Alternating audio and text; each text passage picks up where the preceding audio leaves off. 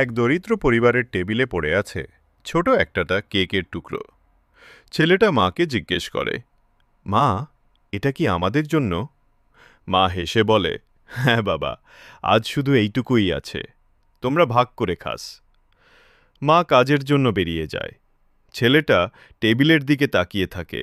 পাশে ছোট বোন দাঁড়িয়ে। বোন চুপচাপ বলে, দাদা, তুই খা, আমি থাকব। ছেলেটা মৃদু হাসে, বলে, না রে, তুই খা, তুই ছোট তো।